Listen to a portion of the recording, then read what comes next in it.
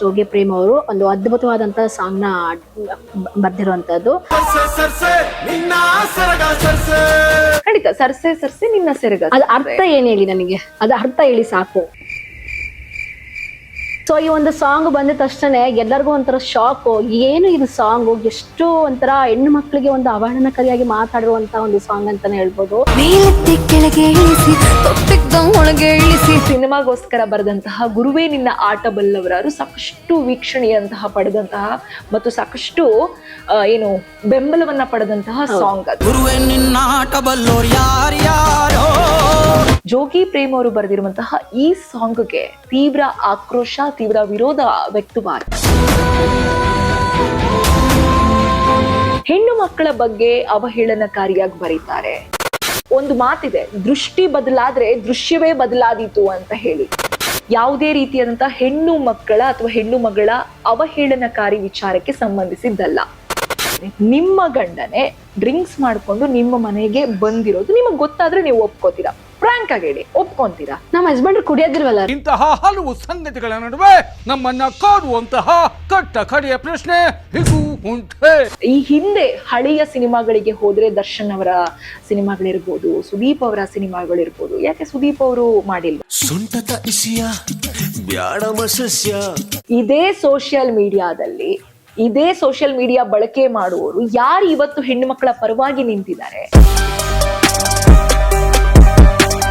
ಅದ್ಭುತವಾಗಿ ಸಾಹಿತ್ಯ ಬರೆಯುವಂತಹ ಒಬ್ಬ ಪ್ರೇಮ್ ನಿರ್ದೇಶಕರಾದಂತಹ ಪ್ರೇಮ್ ಅವರು ಈ ಸಡನ್ ಆಗಿ ಯಾಕೆ ಈ ರೀತಿಯಾಗಿ ಬರ್ದಿರುವಂತದ್ದು?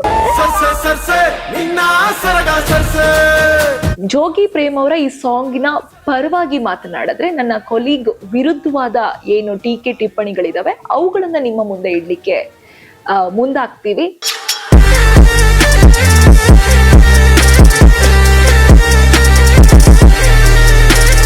ನಮಸ್ತೆ ವೀಕ್ಷಕರೇ, ಸಪ್ತಾಶ್ವ ಟಿವಿಗೆ ಸ್ವಾಗತ. ನಾನು ಶಮ್ಮಿ ಶೆಟ್ಟಿ. ನಾನು ಚಂದ್ರಿಕಾ. ಏನಪ್ಪಾ ಇವತ್ತಿನ ವಿಚಾರ ಅಂತ ಅಂದ್ರೆ, ಈಗಾಗಲೇ ಸಾಕಷ್ಟು ದಿನಗಳಿಂದ ಸುದ್ದಿಯಲ್ಲಿರುವಂತಹ, ಸದ್ದು ಮಾಡ್ತಾ ಇರುವಂತಹ ವಿಚಾರ. ಹೌದು, ಕನ್ನಡ ಸಿನಿಮಾವಾದ ಕೆಡಿ ಸಿನಿಮಾದ ಅಂದ್ರೆ ಜೋಗಿ ಪ್ರೇಮ್ ನಿರ್ದೇಶನದಲ್ಲಿ ಮೂಡಿ ಬರ್ತಾ ಇರುವಂತಹ ಕೆಡಿ ಸಿನಿಮಾದ ಹಾಗೆ ಜೋಗಿ ಪ್ರೇಮ್ ಅವರೇ ಬರೆದಿರುವಂತಹ ಸಾಂಗು ಸಾಕಷ್ಟು ಸದ್ದು ಮಾಡ್ತಾ ಇದೆ, ಸುದ್ದಿ ಆಗ್ತಾ ಇದೆ. ಒಂದಿಷ್ಟು ಪರ ವಿರೋಧಗಳು ಕೇಳಿ ಬರ್ತಾ ಇದೆ. ತೀವ್ರವಾಗಿ ಅದನ್ನ ಟೀಕೆ ಮಾಡುವಂತಹ ಕೆಲಸವನ್ನ ಮಾಡ್ತಾ ಇದ್ದಾರೆ. ಸಾಂಗ್ ಯಾವುದಪ್ಪ ಅಂತಂದ್ರೆ ಸರ್ಸೆ ಸರ್ಸೆ ನಿನ್ನ ಸೆರಗ ಸರ್ಸೆ. ಖಂಡಿತವಾಗಿಯೂ ಎಲ್ಲಾ ಸಿನಿಮಾಗಳಲ್ಲೂ ಕೂಡ, ಅದರಲ್ಲೂ ಬಹುತೇಕ ಸಿನಿಮಾಗಳಲ್ಲೂ ಕೂಡ ಐಟಮ್ ಸಾಂಗ್ಗಳು ಇರ್ತದೆ. ಅದರಲ್ಲಿ ಒಂದಿಷ್ಟು ಏನು ಡಬಲ್ ಮೀನಿಂಗ್ ಬರುವಂತದ್ದು ಅಥವಾ ಒಂದಿಷ್ಟು ಆಕ್ರೋಶವನ್ನ ಮೂಡಿಸುವಂತಹ ಲೈನ್ಸ್ಗಳು ಖಂಡಿತವಾಗ್ಲೂ ಇರತ್ತೆ. ಆದ್ರೆ ಜೋಗಿ ಪ್ರೇಮ್ ಅವರು ಬರೆದಿರುವಂತಹ ಈ ಸಾಂಗ್ಗೆ ತೀವ್ರ ಆಕ್ರೋಶ, ತೀವ್ರ ವಿರೋಧ ವ್ಯಕ್ತವಾಗಿ ಇದರಿಂದ ಈಗ ಫಿಲ್ಮಿಂದಲೇ ಸಾಂಗ್ ಅನ್ನ ತೆಗೆದು ಹಾಕಬೇಕು ಅನ್ನೋ ಒಂದು ಆದೇಶ ಕೇಂದ್ರ ಸರ್ಕಾರದಿಂದ ಬಂದಿದೆ.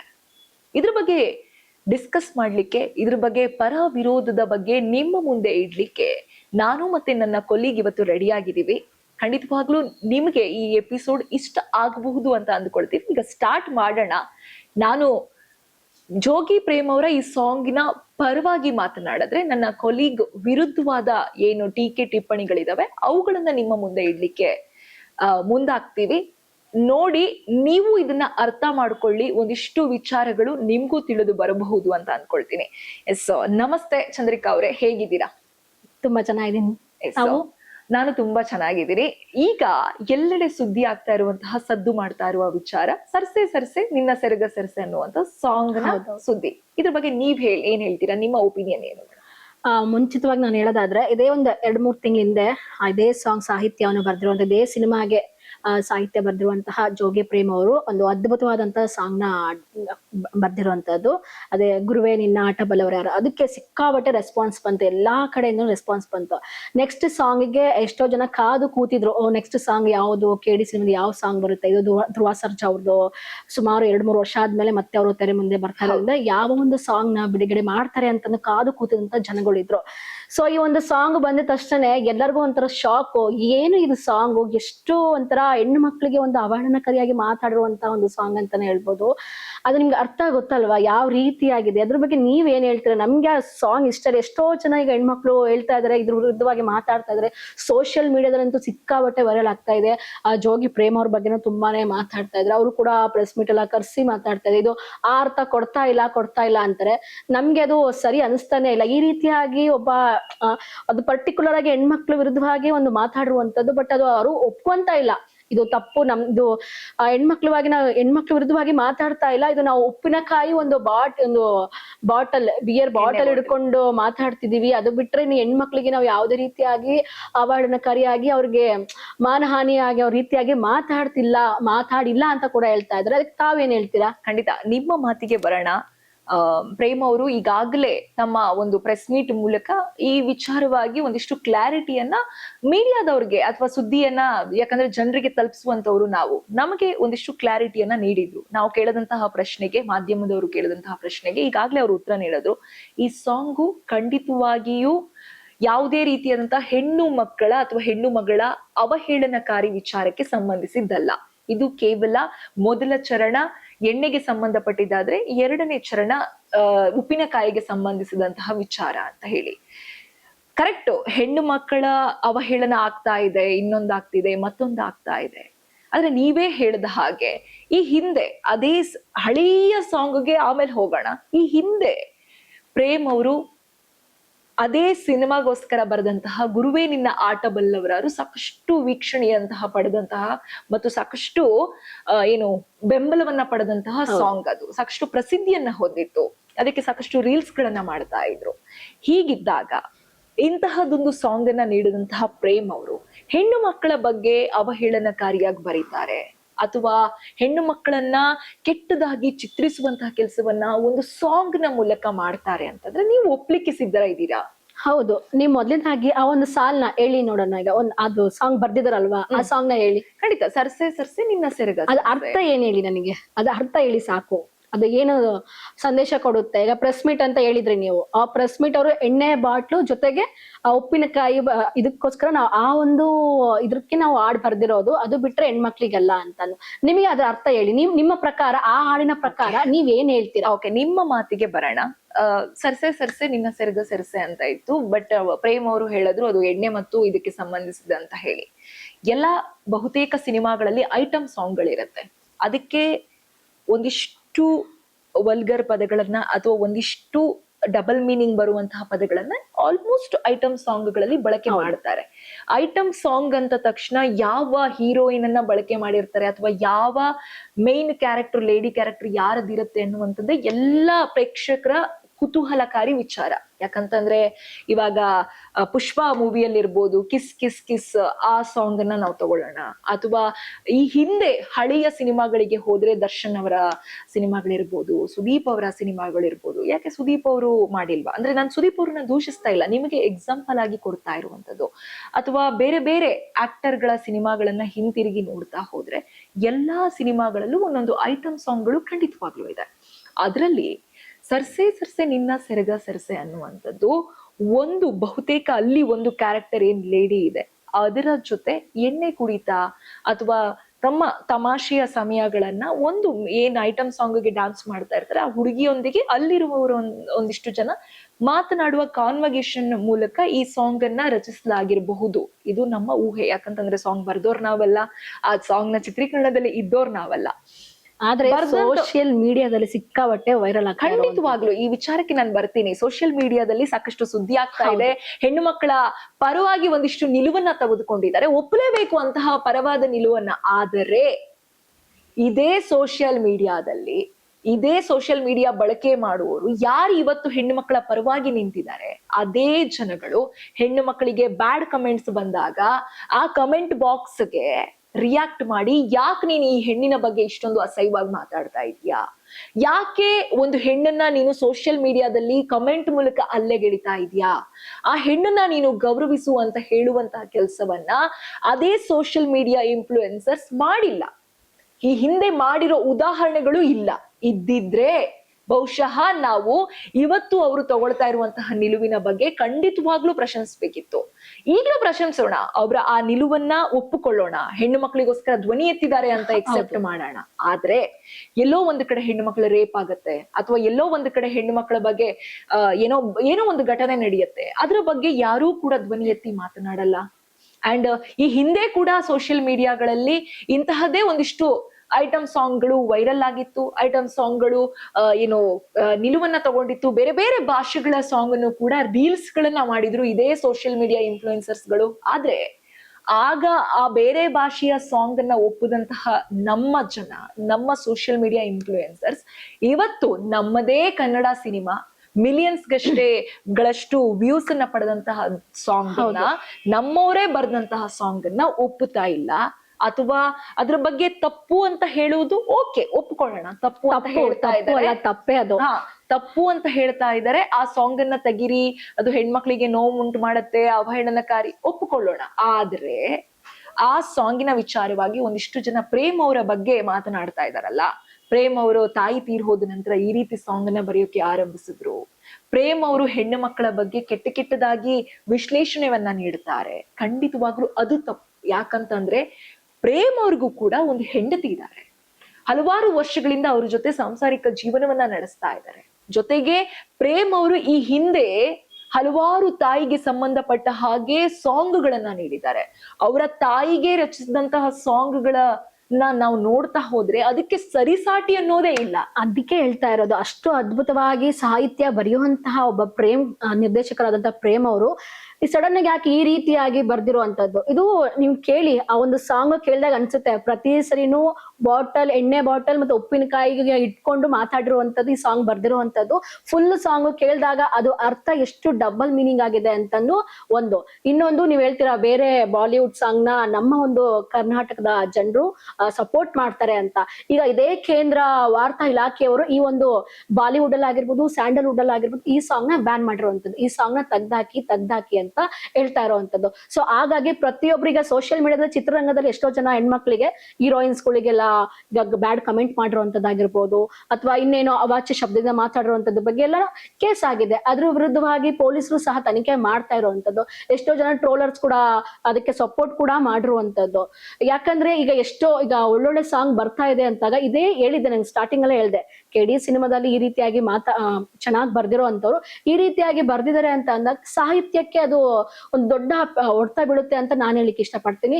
ಇನ್ನೊಂದು ಹೇಳ್ಬೇಕಪ್ಪ ಅಂದ್ರೆ ಐಟಮ್ ಸಾಂಗ್ ಅಂತ ಹೇಳಿದ್ರೆ, ಈಗ ಯಾವುದೇ ಒಂದು ಫಂಕ್ಷನ್ಸ್ ಅಂದ್ರೆ DJ, ಈಗ ಗಣೇಶ ಹಬ್ಬದಲ್ಲಾಗಿರ್ಬೋದು, ಯಾವ್ದಾದ್ರು ಒಳ್ಳೆ ಈಗ ಹೊರಗಡೆ ಏನಾದ್ರು DJ ಸಾಂಗ್ ಹಾಕ್ಬೇಕು ಅಂತಂದಾಗ, ಈಗ ರ್ಯಾಂಪ್ ಸಾಂಗ್ ಆಗಿರ್ಬೋದು, ರ್ಯಾಪ್ ಸಾಂಗ್ ಆಗಿರ್ಬೋದು, ಅಥವಾ ಈ ತರ ಮಾಸ ಸಾಂಗ್ಗಳನ್ನ ಹಾಕ್ತಾರೆ.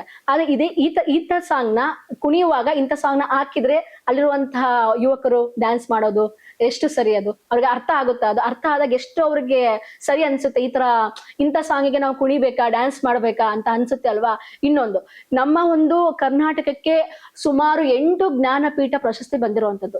ಯಾವ್ದು ಕೇಳಿ, ಸಾಹಿತ್ಯಕ್ಕೋಸ್ಕರ ನಮ್ಮ ಒಂದು ಇಡೀ ಭಾರತದಲ್ಲಿ ನಾವು ಕನ್ಸಿಡರ್ ಮಾಡಿದ್ರೆ ಮೊದಲನೇ ಸ್ಥಾನದಲ್ಲಿರುವಂತದ್ದೇ ಒಂದು ಕನ್ನಡ ಸಾಹಿತ್ಯದಲ್ಲಿ. ಕನ್ನಡ ಸಾಹಿತ್ಯಕ್ಕೆ ಜ್ಞಾನಪೀಠ ಪ್ರಶಸ್ತಿ ಕೊಟ್ಟಿದ್ದಾರೆ. ಯಾಕೆ? ಸಾಹಿತ್ಯ ಅಷ್ಟು ಅಚ್ಚುಕಟ್ಟಾಗಿ ಚೆನ್ನಾಗಿ ಬರ್ದಿದ್ದಾರೆ ಅನ್ನೋ ಒಂದು ಕಾರಣಕ್ಕೋಸ್ಕರ ನಮ್ಮ ಒಂದು ಕರ್ನಾಟಕಕ್ಕೆ 8 ಜ್ಞಾನಪೀಠ ಪ್ರಶಸ್ತಿ ಬಂದಿರುವಂತದ್ದು. ಇತ್ತೀಚೆಗೆ ಒಂದು ತಮಿಳ್ನಾಡಿಗೆ 3ನೇ ಪ್ರಶಸ್ತಿ ಬಂದಿರುವಂತದ್ದು. ಸಾಹಿತ್ಯದಲ್ಲಿ ಒಂದು ಹೆಸರುವಾಸಿ ಮಾಡಿರುವಂತದ್ದು, ಸಾಹಿತ್ಯದ ಅದ್ಭುತವಾಗಿ ಒಂದು ಕರ್ನಾಟಕದವರು ಸಾಹಿತ್ಯದ ಹೆಚ್ಚು ಸಾಹಿತ್ಯನ ಬರ್ದಿದ್ದಾರೆ ಅನ್ನೋ ಕಾರಣಕ್ಕೋಸ್ಕರ ಕೊಟ್ಟಿರುವಂತದ್ದು ಜ್ಞಾನಪೀಠ ಪ್ರಶಸ್ತಿನ. ಅದೇ ಸಾಹಿತ್ಯನ ಇಟ್ಕೊಂಡು ತಮಗೆ ಇಷ್ಟ ಬಂದಿರೋ ರೀತಿಯಾಗಿ ತಮ್ಮ ಒಂದು ಸಾಂಗ್ ಚೆನ್ನಾಗಿ ಹೋಗ್ಬೇಕು, ಚೆನ್ನಾಗಿ ಮಾಡ್ಬೇಕು, ಒಳ್ಳೆ ವ್ಯೂಸ್ ಕೂಡ ನಾನು ಕೂಡ ನೋಡ್ದೆ, ಸುಮಾರು 7 ಮಿಲಿಯನ್ಸ್ ಓಡಿರುವಂತದ್ದು ಈ ಒಂದು ಸಾಂಗ್. ಮೊನ್ನೆ ಹಾಕಿರುವಂತದ್ದು 2 days ಆಗಿದೆ ಅನ್ಸುತ್ತೆ ಹಾಕ್ಬಿಟ್ಟು, ಇಷ್ಟು ಮಿಲಿಯನ್ಸ್ ಗಟ್ಲೆ ಹೋಗಿದೆ ಅಂತ. ಕಾರಣ ಏನಪ್ಪಾ ಅಂದ್ರೆ, ಜೋಗಿ ಪ್ರೇಮ್ ಒಬ್ಬ ನಿರ್ದೇಶಕರವರು ತುಂಬಾ ಚೆನ್ನಾಗಿ ಸಾಹಿತ್ಯನ ರಚಿಸ್ಬಿಟ್ಟು ಈ ಒಂದು ಸಾಂಗ್ ನ ಬರ್ದಿದ್ದಾರೆ ಅನ್ನೋದಕ್ಕೋಸ್ಕರ ಕನ್ನಡ ಜನತೆ ಅವ್ರಿಗೆ ಸಪೋರ್ಟ್ ಮಾಡ್ಬಿಟ್ಟು ಈ ಒಂದು ಸಾಂಗ್ ನ ನೋಡಿರ್ತಾರೆ. ಅದು ಬಿಟ್ರೆ ಇಷ್ಟು ಕೆಟ್ಟದಾಗಿ, ಇಷ್ಟು ಒಂದು ಹೆಣ್ಮಕ್ಳಿಗೆ ಅವಹೇಳನಕಾರಿಯಾಗಿ ಮಾತಾಡಿದ್ದಾರೆ ಅಂತಂದ್ರೆ ಅದು ತಪ್ಪು ಅಂದ್ರೆ ನಾನು ಭಾವಿಸ್ತೀನಿ. ನಾನು ಅಷ್ಟೇ ಅಲ್ಲ, ಇಡೀ ಕರ್ನಾಟಕ ಜನತೆ ಕೂಡ ಪ್ರೇಮ್ ವಿರುದ್ಧವಾಗಿ ಮಾತಾಡ್ತಾ ಇದ್ದಾರೆ. ಅವರ ತಾಯಿಯವರು ತೀರೋಕ್ಕಿಂತ ಮುಂಚೆನೆ ತುಂಬಾ ಚೆನ್ನಾಗಿ ಬರಿತಾ ಇದ್ರು, ಈಗಲೂ ಚೆನ್ನಾಗಿ ಬರ್ದಿದ್ದಾರೆ. ಮೊದಲನೇ ಸಾಂಗ್ ಕೂಡ ತುಂಬಾ ಚೆನ್ನಾಗಿ ಮಾಡಿದ್ದಾರೆ. ಇನ್ನೊಂದು ಧ್ರುವ ಸರ್ಜಾ ಅವರು ಈ ಸಿನಿಮಾದಲ್ಲೇ ಆಕ್ಟ್ ಮಾಡ್ತಾ ಇರೋದು ಒಂದ್ ಕಡೆ ಆದ್ರೆ, ಅದೇ ಬಾಲಿವುಡ್ ಹೀರೋ ಸಂಜಯ್ ದತ್ತ ಅವರಾಗಿರ್ಬೋದು, ಫತೇಹಿ ಅವರು ಇಬ್ರು ಸೇರ್ಕೊಂಡು ಈ ಸಾಂಗ್ ನ ಡ್ಯಾನ್ಸ್ ಮಾಡಿರುವಂತರು. ಧ್ರುವ ಸರ್ಜಾ ಅವರು ಇದಕ್ಕೆ ಬರುವಂತದ್ದಲ್ಲ. ಬಟ್ ಈ ಸಾಂಗ್ ಅಲ್ಲಿ ಇಂತ ಒಂದು ಅವಹೇಳನಕಾರಿಯಾಗಿ ಮಾಡಿರುವಂತದ್ದು ಒಂದು ದೊಡ್ಡ ಹೊಡೆತ ಬಿದ್ದಿರುವಂತದ್ದು ಪ್ರೇಮ್ ಅವ್ರಿಗೆ. ಓಕೆ, ನಿಮ್ಮ ಮಾತುಗಳನ್ನ ತಗೊಳ್ಳೋದಾದ್ರೆ, ನೀವು ಮೊದಲನೇದಾಗಿ ಎಲ್ಲದಕ್ಕೂ ಉತ್ತರ ಕೊಡ್ತಾ ಹೋಗ್ತೀನಿ. ಮೊದಲನೇದಾಗಿ ಗಣೇಶನ ಹಬ್ಬಗಳಲ್ಲಿ, ಗಣೇಶನ ವಿಸರ್ಜನೆ ಸಮಯದಲ್ಲಿ ಹಾಕುವಂತಹ ಸಾಂಗ್ಗಳ ಬಗ್ಗೆ ಮಾತನಾಡಿದ್ರಿ. ಏನು ಇದೇ ಐಟಮ್ ಸಾಂಗ್ ನ ಯಾರ್ಯಾರು ವಿರೋಧಿಸ್ತಾ ಇದ್ದಾರೆ ಅವರು ಕೂಡ ಇದನ್ನ ಗಮನಿಸ್ಬೇಕು. ಯಾಕೆ ಅಂತಂದ್ರೆ, ಗಣೇಶನ ವಿಸರ್ಜನೆ ಅಥವಾ ಗಣೇಶನ ಕೂರಿಸೋದು ಅಂತಂದ್ರೆ ಒಂದು ಸಾಂಪ್ರದಾಯಿಕವಾಗಿ ಬಂದಂಥದ್ದು. ಹಾಗೆ ನಮ್ಮ ಹಿಂದೂ ಧರ್ಮದ ಒಂದು ಶ್ರೇಷ್ಠ ಹಬ್ಬಗಳಲ್ಲಿ, ಶ್ರೇಷ್ಠ ಆಚರಣೆಗಳಲ್ಲಿ ಇದು ಕೂಡ ಒಂದು ಗಣೇಶ ಚತುರ್ಥಿ ಅಥವಾ ಗಣೇಶನ ವಿಸರ್ಜನೆ ಕಾರ್ಯಕ್ರಮ. ಆದ್ರೆ ಇಂತಹದ್ದೊಂದು ಶ್ರೇಷ್ಠವಾದಂತಹ ಧಾರ್ಮಿಕ ಕಾರ್ಯಕ್ರಮದಲ್ಲಿ ನಾವುಗಳು ಐಟಮ್ ಸಾಂಗ್ ಅನ್ನ, ಅಂದ್ರೆ ಇದನ್ನು ಹೊರತುಪಡಿಸಿ ಈ ಹಿಂದೆ ಬಂದಿರುವಂತಹ ಐಟಮ್ ಸಾಂಗ್ ಗಳನ್ನೇ ಇರ್ಬೋದು, ಬಳಕೆಯನ್ನ ಮಾಡ್ತೀವಿ. ಬಟ್ ಯಾವುದು ಸಹ ಡಬಲ್ ಮೀನಿಂಗ್ ಇಲ್ವಲ್ಲ, ಯಾವ್ದಿಲ್ಲ. ಸಾಂಗ್ ಅದ್ ಹೇಗಿದೆ, ಅದಕ್ಕೂ ಮಹಿಳೆಯರಿಗೂ ಸಾಂಗ್ ನೀವು ಮಹಿಳೆಯನ್ನ ಮುಖ್ಯವಾಗಿ ಮಹಿಳೆಯರಿಗೆ ಎಲ್ಲಾ ಸಾಂಗ್ಗಳನ್ನ ಬರ್ದಿರುವಂತದ್ದು. ನೀವು ಈ ಹಿಂದಿನ ಒಂದಿಷ್ಟು ಐಟಮ್ ಸಾಂಗ್ ಗಳಿಗೆ ಹೋಗಿ ನೋಡಿದೀವಿ. ಅದಕ್ಕೆ ಹೇಳ್ತಾ ಇರೋದು, ಇದಕ್ಕಿಂತಲೂ ಹೆಚ್ಚಿನ ಮಟ್ಟದಲ್ಲಿ ಹೆಣ್ಣು ಮಕ್ಕಳ ಕ್ಯಾರೆಕ್ಟರ್ ಅನ್ನ ಫುಲ್ ತೆಗೆದು ಬಿಟ್ಟು ನೋಡಿ. ಈ ಸಾಂಗ್ ವಿಚಾರವಾಗಿ ಇವರು ಈಗಾಗ್ಲೇ ಪ್ರೇಮ್ ಅವರು ಹೇಳಿದ್ರೆ, ಎಣ್ಣೆ ಬಾಟ್ಲಿ ಮತ್ತು ಉಪ್ಪಿನ ಎಕ್ಸಾಂಪಲ್ ಒಂದ್ ನಿಮಿಷ ಇರಿ, ಕೇಂದ್ರವಾಗಿ ಇಟ್ಕೊಂಡು ನಾನು ಹೇಳೋದನ್ನ ಪೂರ್ತಿಯಾಗಿ ಕೇಳಿಸ್ಕೊಳ್ಳಿ. ಮಾತನಾಡಿದ್ರೆ ಈಗ ನಾನು ಮಾತಾಡ್ತೀನಿ. ಇಷ್ಟೊತ್ತು ಏನು ನಾವು ಚರ್ಚೆ ಮಾಡಿದ್ವಿ ಈ ವಿಚಾರಕ್ಕೆ ಸಂಬಂಧಪಟ್ಟ ಹಾಗೆ, ಏನು ಇವ್ರ ಪ್ರೇಮ್ ಅವರು ಏನ್ ಪತ್ರಿಕೋದ್ಯಮದವ್ರ ಜೊತೆ ಮಾತನಾಡಿದಾಗ ಏನ್ ಹೇಳಿದ್ರು ಅಂತಂದ್ರೆ, ಎಣ್ಣೆ ಬಾಟ್ಲು ಮತ್ತೆ ಉಪ್ಪಿನಕಾಯಿಯನ್ನ ತಲೆಯಲ್ಲಿ ಇಟ್ಕೊಳ್ಳಿ, ನೀವ್ ಯಾಕೆ ಡಬಲ್ ಮೀನಿಂಗ್ ಅನ್ನ ಯೋಚನೆ ಮಾಡಿ, ಎಕ್ಸಾಂಪಲ್ ಕೊಡ್ತೀನಿ, ಒಂದ್ ನಿಮಿಷ ಅದನ್ನ ಮೈಂಡ್ ಅಲ್ಲಿ ಇಟ್ಕೊಂಡು ಮಾತಾಡಿ ಅಂತ ಹೇಳಿದ್ರು. ಅದನ್ನ ಮೈಂಡ್ ಅಲ್ಲಿ ಇಟ್ಕೊಂಡು ಆ ಸಾಂಗ್ ನ ಕೇಳಿ ಅಪ್ಪ ಅಂತ ಹೇಳಿದ್ರು. ಆದ್ರೆ ಆ ಸಾಂಗ್ ನ ಕೇಳುವಾಗ ನಮ್ಮ ಮೈಂಡೇ ಈಗಾಗ್ಲೇ ವಿಚಲಿತವಾಗಿದೆ ಅಥವಾ ನಮ್ಮ ಮನಸ್ಥಿತಿನೇ ಸರಿ ಇಲ್ಲ ಅಂತ ಅಂದಾಗ ಆ ಸಾಂಗ್ಗಳು ಕೂಡ ನಮ್ಗೆ ಅದೇ ರೀತಿ ಅಸಹ್ಯವಾಗಿ ಕಾಣುತ್ತೆ. ನೀವ್ ಹೇಳಿದ್ರಿ, ಈ ಹಿಂದೆ ಬರುವಂತಹ ಗಣೇಶನ ಹಬ್ಬದಲ್ಲಿ ನಾವು ಐಟಮ್ ಸಾಂಗ್ ಬಳಸ್ತೀವಿ ಅಂತಂದ್ರೆ ಅದು ಇಷ್ಟೊಂದು ಹೆಣ್ಣು ಮಕ್ಕಳ ಬಗ್ಗೆ ಕೆಟ್ಟದಾಗಿಲ್ಲ ಅಂತ ನಾನ್ ಕೇಳುವಂತದ್ದು. ಕೆಟ್ಟದಾಗಿದ್ಯೋ ಇಲ್ವೋ, ಐಟಮ್ ಸಾಂಗ್ ಈ ಹಿಂದೆ ಬಂದಿರೋದ್ರ ಬಗ್ಗೆ ಕೆಟ್ಟದಾಗಿದೆ ಅಂತ ಒಪ್ಕೊಂತಾ ಇದೀರಾ? ಒಪ್ಕೊಳಲ್ಲ. ನಿಮ್ಮ ಮಾತಿಗೆ ಬರೋಣ. ಗಣೇಶನ ಹಬ್ಬ ಸಾಂಪ್ರದಾಯಿಕ ಧಾರ್ಮಿಕ ಹಿನ್ನೆಲೆಯಲ್ಲಿ ನಡೆಯುವಂತಹ ಒಂದು ಗಣೇಶ ಚತುರ್ಥಿ ಹಬ್ಬದಲ್ಲಿ ಗಣೇಶನನ್ನ ಗಾಡಿಯಲ್ಲಿ ಕೂರಿಸ್ಕೊಂಡು ಅಥವಾ ಗಣೇಶನನ್ನ ಮುಂದೆ ಇಟ್ಕೊಂಡು ನಾವು ಅವರ ಮುಂದೆ ಕುತ್ಕೊಂಡು ಅಥವಾ ಮುಂದೆ ನಿಂತ್ಕೊಂಡು ಐಟಮ್ ಸಾಂಗ್ಗಳು ಈ ಹಿಂದೆ ಬಂದಿರೋ ಒಂದಿಷ್ಟು ಚೂರು ಪಾರು ಡಬಲ್ ಮೀನಿಂಗು ಇದ್ರಷ್ಟು ವಲ್ಗರ್ ಅಲ್ಲ ಅಂದ್ರು ಅವುಗಳನ್ನ ಪ್ಲೇ ಮಾಡ್ಕೊಂಡು ನಾವು ಕುಣಿತಾ ಇದ್ದೀವಿ ಅಂತಂದ್ರೆ ಅದ್ರ ಅರ್ಥ ಏನು? ಈಗ ನಾವು ಆ ಗಣೇಶನ ಮೂರ್ತಿಗೆ ಏನ್ ಪ್ರಸಿದ್ಧಿಯನ್ನ ಕೊಡ್ತಾ ಇದೀವಿ ಅಥವಾ ಆ ಶ್ರೇಷ್ಠವಾದ ಒಂದು ಆಚರಣೆಗೆ ನಾವ್ ಏನ್ ಕೊಡ್ತಾ ಇದೀವಿ ಅನ್ನೋ ಪ್ರಶ್ನೆ ಖಂಡಿತವಾಗ್ಲೂ ಬರುತ್ತೆ. ಇದು ನಿಮ್ಮದೇ ಒಂದು ಚರ್ಚೆಗೆ ನಾನ್ ಕೊಟ್ಟಂತ ಉತ್ತರ. ಇನ್ನು ಒಂದು ವಿಚಾರ ಮಾತಾಡಿದ್ರಿ ನೀವು, ಏನು ಪ್ರೇಮ್ ಅವರು ಈಗಾಗ್ಲೇ ಹಿಂದೆ ತಾಯಿ ಬಗ್ಗೆ ಸಾಕಷ್ಟು ಸಾಹಿತ್ಯವನ್ನ ಬರೆದಿದ್ರು. ನಮಗೆ ಕರ್ನಾಟಕಕ್ಕೆ 8 ಜ್ಞಾನಪೀಠ ಪ್ರಶಸ್ತಿ ಬಂದಿದೆ. ಖಂಡಿತವಾಗ್ಲೂ ಒಪ್ಪಬೇಕು, ನಮ್ಮ ಈ ಹಿಂದಿನ ಹಲವಾರು ಕವಿಗಳು ಸಾಕಷ್ಟು ಸಾಧನೆಗಳನ್ನ ಮಾಡಿದ್ದಾರೆ. ಅವ್ರಿಗೂ ಅಥವಾ ನಮ್ಮ ಈ ಚರ್ಚೆಗೂ ನಾವು ಹೋಲಿಸ್ಲಿಕ್ಕೂ ಸಾಧ್ಯ ಇಲ್ಲ. ಅಷ್ಟು ದೊಡ್ಡ ಮಟ್ಟಕ್ಕೆ ಸಾಹಿತಿಗಳು ನಮ್ಮ ನೆಲದಲ್ಲಿ ಹುಟ್ಟಿ ಬೆಳೆದು ದೊಡ್ಡ ಹೆಸರನ್ನ ನಮ್ಮ ಕರ್ನಾಟಕ ರಾಜ್ಯಕ್ಕೆ ತಂದು ಕೊಟ್ಟಿದ್ರು.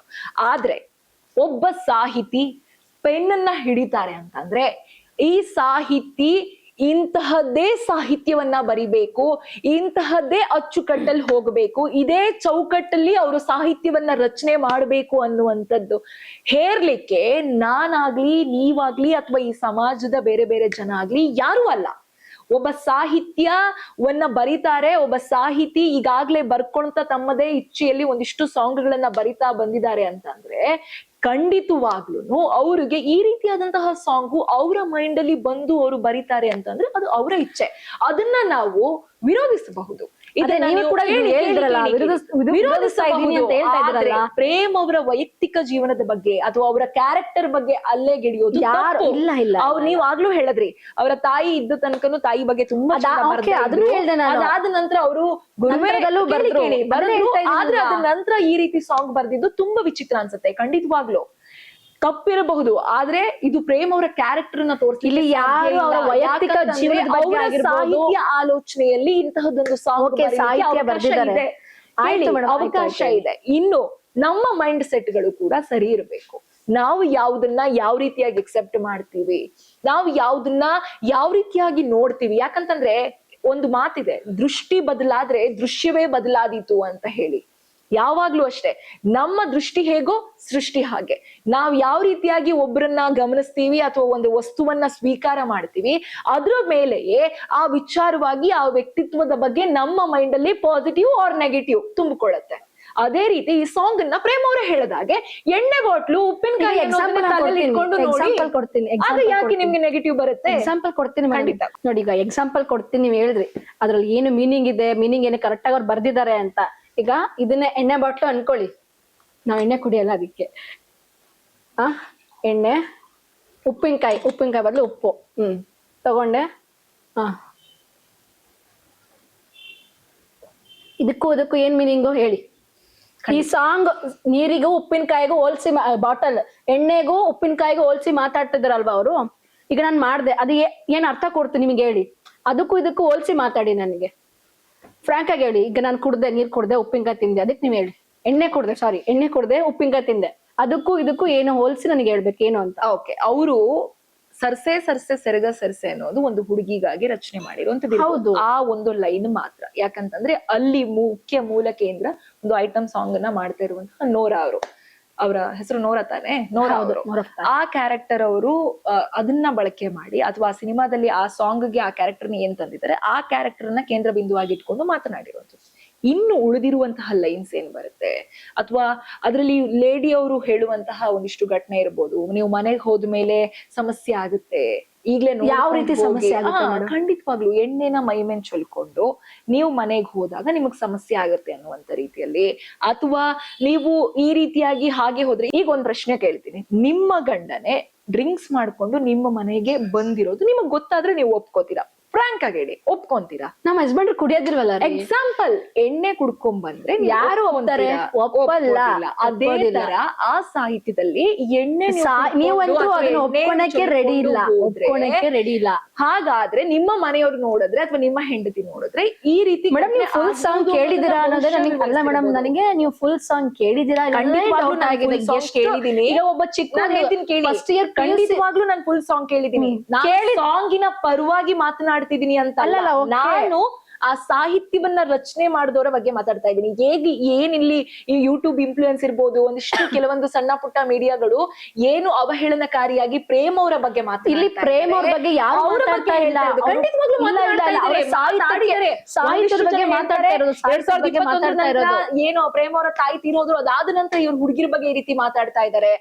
ಬರ್ದಿರೋದನ್ನೇ ಅಲ್ವಾ ಹೇಳ್ತಾ ಇರೋದು? ಬರ್ದಿರೋದನ್ನೇ ಬಗ್ಗೆ ಸಾಹಿತ್ಯ ಅಲ್ಲ, ಅಲ್ಲಿ ಆ ಕ್ಯಾರೆಕ್ಟರ್ ಸಾಹಿತ್ಯ ಅಲ್ಲ ಮೇಡಮ್. ಸಾಹಿತ್ಯ ಬರ್ದಿರೋದೇ ಹುಡುಗಿಯರಿಗೋಸ್ಕರ ಅಲ್ವಾ ಬರ್ದಿರೋದೇ?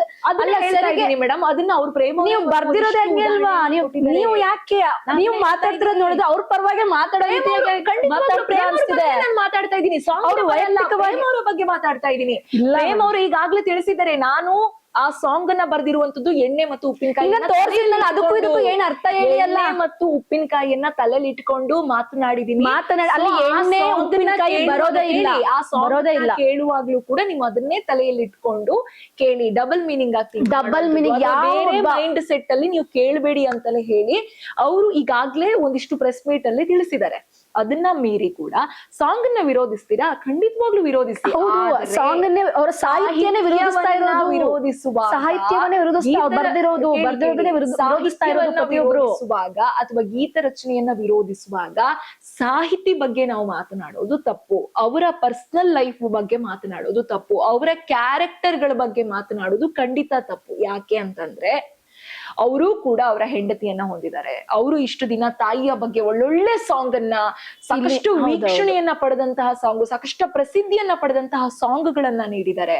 ಸಿನಿಮಾಗಳ ಮೂಲಕ ಒಂದಿಷ್ಟು ಏನು ತಾಯಿಯ ಬಗ್ಗೆ ಗೌರವ ಮೂಡಿಸುವಂತಹ ಕೆಲಸವನ್ನ ಪ್ರೇಮ್ ಅವರು ಇಲ್ಲಿ ಮಾಡಿದ್ದಾರೆ. ಇನ್ನೊಂದೇನ್ ಜೊತೆಗೆ ಗೊತ್ತಾ? ಅದೇ ಸಿನಿಮಾದಲ್ಲಿ ಗುರುವೇ ನಿನ್ನ ಆಟ ಅದ್ರಲ್ಲಿ ನಾನೇ ಅದನ್ನ ಹೇಳಿದ್ನಲ್ಲ starting ಅಲ್ಲಿ ಅದ್ಭುತವಾಗಿ ಬರ್ದಿದ್ದಾರೆ ಅಂತಾನೆ ಹೇಳ್ತಾ ಇರೋದು. ಒಂದು ಸಾಂಗು ಅಥವಾ ಒಂದು ಸಾಹಿತ್ಯ ಇನ್ನೊಂದೇನಂದ್ರೆ ಯಾವ ಸೋಷಿಯಲ್ ಮೀಡಿಯಾದಲ್ಲಿ ಅವ್ರನ್ನ ವೈಯಕ್ತಿಕವಾಗಿ ಮಾಡ್ತಾ ಇದ್ದಾರೆ. ಇಲ್ಲ, ಅವ್ರನ್ನ ಅವಹೇಳನಕಾರಿಯಾಗಿ ಮಾತಾಡ್ತಾ ಇಲ್ಲ ಅನ್ಸುತ್ತೆ. ಸಿನಿಮಾ ಸಾಹಿತ್ಯ ಸಾಂಗ್ ಕೇಳ್ರಿ ಮೇಡಮ್, ನೀವು ಸಾಂಗ್ ಪ್ರೇಮ್ ಅವರ ಬಗ್ಗೆ ಅವರ ವೈಯಕ್ತಿಕ ಜೀವನದಾಗಿರ್ಲಿ ಅವರ ಪರ್ಸನಲ್ ಲೈಫ್ ಬಗ್ಗೆ ಮಾತಾಡ್ತಾ ಇಲ್ಲ. ವಿರೋಧಿಸಬಹುದು, ಆದ್ರೆ ಅವರ ಪರ್ಸನಲ್ ಲೈಫ್ ಬಗ್ಗೆ ಯಾರು ಇಲ್ಲಿ ಅವರ ಪರ್ಸನಲ್ ಲೈಫ್ ನ ಅವ್ರ ಬಗ್ಗೆ ಮಾತಾಡ್ತಾನೆ, ಅವ್ರವ್ರು ಬರ್ದಿರುವಂತಹ ಸಾಹಿತ್ಯದ ಬಗ್ಗೆ ವಿಚಾರದ ಬಗ್ಗೆ ಮಾತನಾಡೋದು ತಪ್ಪು ಅಂತ ಹೇಳ್ತೀನಿ. ಓಕೆ, ನಿಮ್ಮ ವಾದಗಳನ್ನ ನಿಲ್ಸೋಣ. ಇನ್ನು ಇದಿಷ್ಟನ್ನ ವೀಕ್ಷಕರಿಗೆ ಬಿಡೋಣ. ಅವರ ಪಾಸಿಟಿವ್ ನೆಗೆಟಿವ್ ಏನಿದೆ ಅದನ್ನ ಅವರು ಕಮೆಂಟ್ ಮಾಡ್ಲಿ, ತಿಳಿಸ್ಲಿ.